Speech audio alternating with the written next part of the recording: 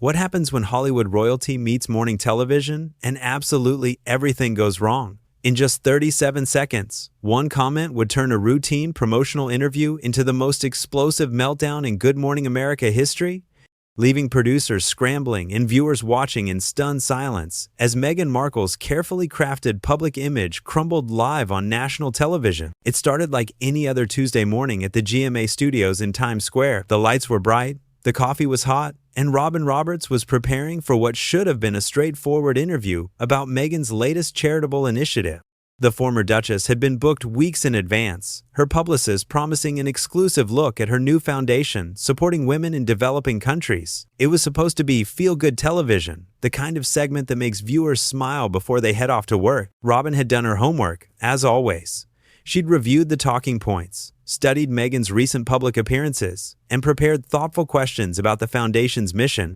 The veteran journalist had interviewed presidents, celebrities, and survivors of unimaginable tragedies.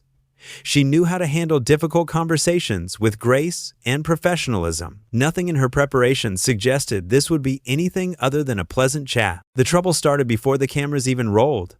Meghan arrived 40 minutes late, her entourage of assistants and security detail creating chaos in the normally organized studio. While other guests typically brought one or two people, Meghan's team seemed to multiply by the minute. There was the publicist, the manager, the security guard, the makeup artist, the hairstylist, and someone whose job nobody could quite figure out but who seemed very important nonetheless. "We need the temperature adjusted," announced one assistant, waving a small handheld device around the interview area. Meghan is very sensitive to environmental conditions. The crew exchanged glances, but complied, cranking up the air conditioning despite the fact that everyone else was now shivering. Then came the lighting demands. The setup that had been perfectly adequate for countless A-list celebrities suddenly needed complete reconfiguration. Meghan's team insisted the key light was too harsh, the fill light too dim, and the background lighting completely wrong for her skin tone. Robin watched from her anchor desk as her production team scrambled to accommodate these last-minute changes. She'd seen diva behavior before, but this was reaching new levels. The show's executive producer kept glancing at his watch, knowing they had a hard break coming up and other segments to fit in. "Can we get organic green tea?" another assistant called out. "Not the regular kind. It has to be ceremonial-grade matcha, prepared with filtered water heated to exactly 175 degrees. The craft services team, used to handling unusual requests from celebrities, looked genuinely confused. They had plenty of beverages available, but ceremonial-grade matcha wasn't exactly standard morning show fare.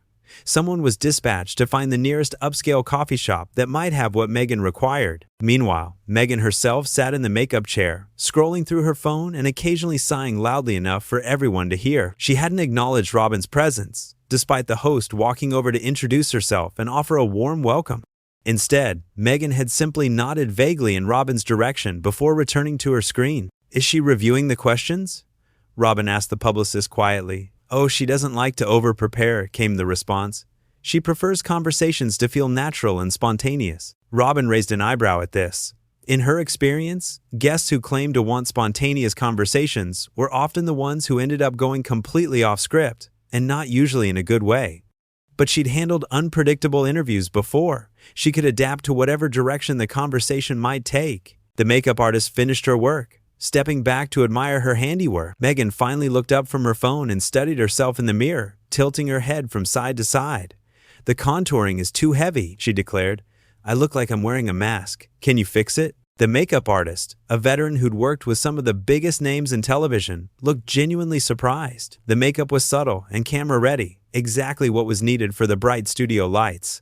But she nodded professionally and began to make adjustments, even though everyone else thought Meghan looked perfect. Robin checked her notes one more time, running through the key points she wanted to cover. The foundation was genuinely doing important work, providing microloans and business training to women in Kenya, Guatemala, and Bangladesh. There were heartwarming success stories to share, statistics about impact, and plans for expansion. It should have been an easy interview, the kind where both guest and host looked good, viewers felt inspired, and everyone went home happy. The floor manager finally gave the 5-minute warning, and Meghan's team began their final preparations. Someone touched up her hair, another person adjusted her jewelry, and the publicist whispered last-minute reminders in her ear. Robin took her position across from the guest chair, testing her earpiece and making sure her notes were organized. 60 seconds, called the floor manager. Meghan stood up from the makeup chair and walked toward the interview area, her heels clicking on the studio floor. She settled into the guest chair and immediately began adjusting the cushions, claiming they weren't positioned correctly for her posture. A production assistant rushed over to help, moving pillows around until Meghan was satisfied. 30 seconds. Robin smiled warmly at her guest, trying to establish some connection before they went live. Thank you so much for being here, Meghan. I'm really looking forward to hearing about your foundation's work. Meghan glanced at her briefly and nodded, then looked directly into the camera as if she were already on air. There was something unsettling about her expression, a coldness that seemed at odds with the charitable work they were supposed to discuss. 10 seconds. The studio fell silent, except for the low hum of equipment and the occasional whisper from the control room through Robin's earpiece. The cameras moved into position, operators making final adjustments to their shots. In the control room, the director was ready to call the shots, graphics were queued up, and everyone was prepared for what should have been a routine interview. And we're live in 3, 2, 1. The red light came on, and Robin Roberts smiled into camera one with the warmth and professionalism that had made her one of television's most trusted hosts. Good morning, everyone. I'm here with Meghan Markle, who's joining us today to talk about her incredible new foundation that's making a real difference in women's lives around the world. Meghan, welcome to Good Morning America. Thank you for having me, Robin, Meghan replied, but there was already something off about her tone. She wasn't looking at Robin when she spoke, instead gazing somewhere just past the camera with an expression that seemed almost bored. Robin pressed on, determined to make this work. Your foundation has been providing microloans to women entrepreneurs in developing countries. Can you tell us what inspired you to focus on this particular area? Instead of the thoughtful response about empowerment and opportunity that everyone expected, Meghan paused for what felt like an eternity. The silence stretched uncomfortably long, and Robin began to wonder if there was a technical problem with the audio. Finally, Meghan spoke. Well, Robin, I think that's a rather simplistic way to frame what we're doing. The words hung in the air like a challenge. Robin felt her eyebrows rise slightly, but she maintained her professional smile. This wasn't the direction she'd expected the interview to take, but she'd navigated unexpected turns before. I'm sorry, can you help me understand what you mean by that? Meghan shifted in her chair, and for the first time since sitting down, she looked directly at Robin. There was something sharp in her gaze, something that made the veteran journalist suddenly very alert. I mean, that reducing our work to just microloans misses the bigger picture entirely. We're not just handing out small amounts of money and hoping for the best. We're dismantling systems of oppression that have kept women marginalized for centuries. Robin nodded thoughtfully, trying to steer the conversation back to more constructive territory. That's absolutely right, and I appreciate you clarifying that. The systemic approach is so important. Can you share some specific examples of how your foundation is addressing these deeper issues? But Meghan seemed to interpret this as another slight. Her posture straightened, and her voice took on an edge that hadn't been there moments before. Robin, I have to say I'm a bit surprised by these questions. Did your research team actually look into what we're doing? Or are you just reading from some generic interview template? The studio fell dead silent. Even the camera operators, who had seen countless interviews go sideways, seemed to freeze. Robin felt heat rise in her cheeks, but her decades of experience kicked in. She maintained her composure, though viewers at home could sense the sudden tension crackling through their television screens. Of course we've done our research, Meghan. We've studied your foundation's work extensively. I was hoping you could share some of those success stories with our viewers. Maybe tell us about specific women who have benefited from your programs. Success stories, Meghan repeated, and there was something almost mocking in her tone. You want me to trot out some feel-good anecdotes so your audience can feel better about their morning coffee? That's exactly the kind of shallow thinking that perpetuates the problems we're trying to solve. Robin felt like she was walking through a minefield. Every question seemed to trigger a defensive response, and she couldn't understand why. The foundation's work was genuinely impressive, and this should have been an opportunity for Meghan to shine. Instead, she seemed determined to turn every exchange into a confrontation. I don't think wanting to hear about the positive impact of your work is shallow at all, Robin said carefully. Our viewers are interested in supporting causes that make a real difference. Hearing about women who have built successful businesses or improved their communities thanks to your foundation's help could inspire others to get involved. Meghan let out a small laugh that sounded anything but amused. Robin, with all due respect, I don't think you understand the complexity of what we're dealing with here. These aren't feel-good stories for morning television consumption. These are real women facing real oppression, and turning their struggles into entertainment for your audience feels deeply problematic to me. The accusation hit Robin like a physical blow. In all her years of journalism, through interviews with hurricane survivors, families of shooting victims, and people facing unimaginable hardships, no one had ever accused her of exploiting their stories for entertainment. She prided herself on approaching difficult topics with sensitivity and respect. "Meghan, I think there might be a misunderstanding here," Robin said, her voice still steady but with a slight tremor that regular viewers might have caught. Sharing stories of resilience and success isn't exploitation, it's celebration. It's showing the world that these women are strong, capable, and worthy of support and recognition. Is it though? Meghan shot back, leaning forward in her chair. Or is it just another way for privileged Western audiences to feel good about themselves without actually confronting the systems that created these problems in the first place? When you tell these stories on morning television, sanitized and packaged for easy consumption, what are you really accomplishing? Robin took a deep breath. She could feel the interview spiraling completely out of control, but she had a job to do. Millions of viewers were watching, and she owed it to them and to her profession to try to salvage something meaningful from this exchange. I think we're accomplishing awareness, education, and hopefully inspiration for people to get involved and make a difference. That's what journalism at its best can do. Help people understand the world and their role in making it better. Journalism at its best, Meghan repeated, and this time her tone was unmistakably condescending. Robin, is that really what this is? Because from where I'm sitting, this feels more like morning show fluff designed to make people feel good while they eat their breakfast. When was the last time Good Morning America did any real investigative work on global poverty or systemic oppression? The control room was in chaos. The executive producer was frantically trying to decide whether to cut to commercial early, while the director was giving hand signals to Robin that she couldn't quite make sense of through her growing frustration. The camera operators kept rolling, knowing that this was either going to be a disaster that would be buried forever or the kind of television moment that would be replayed for years to come. "Meghan, Good Morning America covers serious issues regularly," Robin replied, her professional mask beginning to slip just slightly. "We've done extensive reporting on poverty, inequality, and social justice issues around the world. But we also believe that highlighting solutions and positive outcomes isn't fluff, it's hope." "Hope?" Meghan said with what could only be described as a sneer.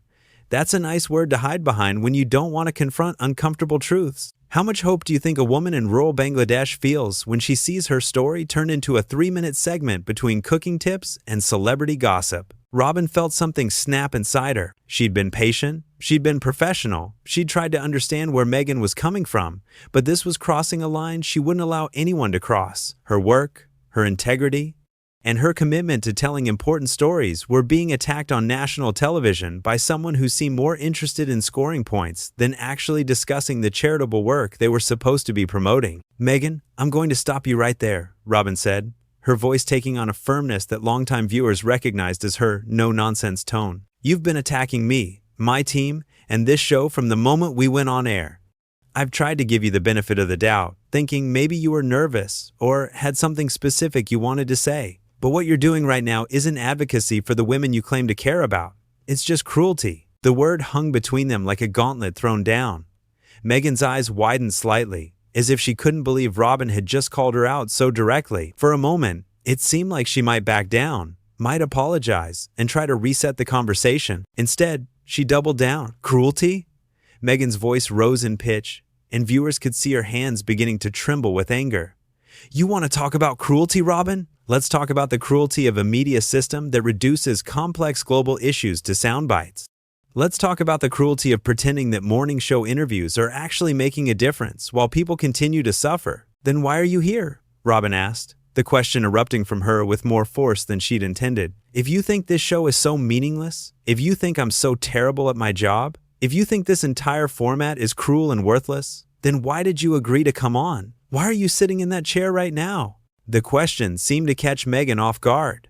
For the first time since the interview began, she appeared genuinely flustered. Her mouth opened and closed a few times without sound, and she looked around the studio as if searching for an escape route. She began, then stopped. "I came here because I thought maybe, just maybe, there was a chance for real conversation. But clearly I was wrong." "Real conversation?" Robin's voice was rising now too, and she made no effort to hide her frustration. "Meghan, I've been trying to have a real conversation with you for the past 10 minutes. I've asked thoughtful questions about your foundation's work. I've tried to give you a platform to share your message. You're the one who's been attacking and deflecting instead of actually talking about the women you claim to want to help." Meghan's face flushed red, and something dangerous flickered in her eyes. The mask of composed celebrity activism finally slipped completely away, revealing something raw and ugly underneath. "You know what, Robin? You're absolutely right. Let me have a real conversation with you and your audience." She turned to face the camera directly, ignoring Robin entirely. "America, what you're seeing right here is exactly what's wrong with your media. You have hosts like Robin Roberts who pretend to care about important issues, but when someone tries to have an honest discussion about the problems in our world, they get defensive and try to shut it down." Robin stared at her guest in complete disbelief. "Meghan, what are you doing?" "I'm telling the truth," Meghan snapped, whipping her head back toward Robin, "something that clearly makes you very uncomfortable. You invited me here to talk about my foundation, but what you really wanted was for me to smile and nod and give you nice little stories that would make your viewers feel good about themselves. Well, I'm sorry to disappoint you, but real change doesn't come from feel-good television segments. Real change also doesn't come from attacking people who are trying to help you share your message." Robin fired back, her patience finally exhausted. "You came on this show to promote your foundation. I've been trying to give you that opportunity. But instead of talking about your work, you've spent the entire time insulting me, my team, and our audience." Meghan stood up abruptly, her chair rolling backward from the force. Several people in the studio gasped, unsure if she was about to storm off set. Instead, she remained standing, towering over Robin, who was still seated at the interview table. "Insulting you?" Meghan's voice was getting louder, and the audio technicians were frantically adjusting levels to prevent feedback through the microphones. "Robin, I'm trying to educate you. I'm trying to help you understand that these surface-level conversations aren't enough anymore. People are dying while we sit here having polite chit-chat about microloans. People are also being helped by those microloans," Robin said, standing up as well, refusing to be intimidated. "The women your foundation works with deserve better than to have their stories dismissed as meaningless just because they inspire hope instead of despair." "Hope," Meghan spat the word like it tasted bitter. "There's that word again. You know what hope gets you, Robin? Hope gets you thoughts and prayers. Hope gets you charity galas where rich people pat themselves on the back for writing checks. Hope gets you morning show interviews where everyone pretends they're making a difference." The control room was in complete meltdown. The executive producer was screaming into his headset, trying to decide whether to cut the feed entirely. Legal was on the phone, worried about potential lawsuits. The publicist had her face in her hands, knowing this was a career-ending disaster for her client. "You know what actually makes a difference?" Robin said, her voice steady despite the chaos around them. "Showing up, doing the work, supporting organizations that help people, instead of tearing down everyone who tries to shine a light on that work. What you're doing right now isn't helping anyone, Meghan. It's just destruction." "Sometimes destruction is necessary," Meghan shot back. "Sometimes you have to tear down broken systems before you can build something better." "And your whole industry, Robin? Your whole cozy little world of morning television and celebrity interviews and feel-good stories? That's a broken system that needs to be destroyed." Robin felt something cold settle in her stomach. This had gone far beyond a difficult interview or even a public relations disaster. This was starting to feel genuinely unhinged. "Meghan, I think you need to take a step back and think about what you're saying," Robin said, her voice taking on the careful tone she might use with someone who was having a breakdown. "You're talking about destroying an entire industry because you're upset about how one interview is going." "One interview?" Meghan laughed, but it wasn't a pleasant sound. "Robin, this isn't about one interview. This is about a pattern. This is about a system that prioritizes comfort over truth, entertainment over education, politeness over progress. And you, sitting there in your comfortable chair with your comfortable questions and your comfortable assumptions, you're the perfect symbol of everything that's wrong with it." The studio had gone completely silent, except for Meghan's voice. Even the camera operator seemed afraid to move, as if any sudden motion might set off whatever explosive device was ticking away in front of them.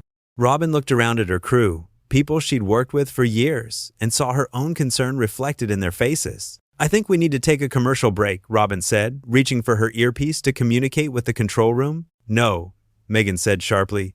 "Don't you dare cut away from this. Don't you dare try to hide what's happening here behind a commercial break. America deserves to see what their beloved Robin Roberts does when someone challenges her comfortable little worldview. Robin's hand froze halfway to her earpiece. She'd handled hostile interviews before, but never with someone who seemed so determined to burn everything down around them. Meghan, I'm not trying to hide anything. I'm trying to give you a chance to collect yourself before you say something you're going to regret. Regret? Meghan's voice cracked slightly, and for a moment she looked almost vulnerable. Then the moment passed, and the anger came flooding back stronger than before. The only thing I regret is thinking that someone like you could understand what real advocacy looks like. The only thing I regret is wasting my time trying to have an intelligent conversation with someone who's more concerned about ratings than actual change. That's enough, Robin said, her voice cutting through the studio like a blade. Meghan, I've tried to be patient with you. I've tried to understand where you're coming from. I've tried to give you every opportunity to share your message and promote your foundation's work. But what you're doing right now is not advocacy. It's not activism. It's not helping anyone. She took a step closer to Meghan, her presence commanding, despite being several inches shorter. What you're doing right now is throwing a tantrum on national television because you didn't get to control every aspect of this interview. And that's not just unprofessional, it's selfish. The word hit Meghan like a physical blow. Her mouth fell open, and for a moment she seemed genuinely speechless. When she finally found her voice again, it was barely above a whisper, but somehow that made it more chilling than her earlier shouting. "How dare you call me selfish?" she said, her words dripping with venom. "How dare you sit there and judge me when you've never done anything more meaningful with your life than read teleprompters and ask softball questions to celebrities?" The studio erupted. Several crew members gasped audibly, and someone in the control room could be heard saying, "Oh my God?" loud enough for the microphones to pick up. Robin's face went completely pale, then flushed red with anger. "Get out," Robin said, her voice quiet but carrying absolute authority. "Get out of my studio right now." Meghan seemed genuinely shocked by the directness of the command. "Excuse me? You heard me," Robin said, her voice getting stronger with each word. "This interview is over. I want you out of this studio, out of this building, and I never want to see you on this network again. Security will escort you out if necessary." For the first time since the interview began, Meghan looked genuinely uncertain. She glanced around the studio, perhaps finally realizing how badly she'd miscalculated. The crew members were all staring at her with expressions ranging from shock to disgust. Even her own team looked mortified. "You can't just kick me off," Meghan said, but her voice lacked the conviction it had carried just moments before. "Watch me," Robin replied, and gestured toward the studio doors where two security guards were already approaching. As Meghan was escorted from the studio, her heels clicking one final time across the floor, Robin turned back to the camera. Her hands were shaking slightly, but her voice was steady as she looked directly into the lens. "We'll be right back after this commercial break," she said, and the red light on the camera finally went dark.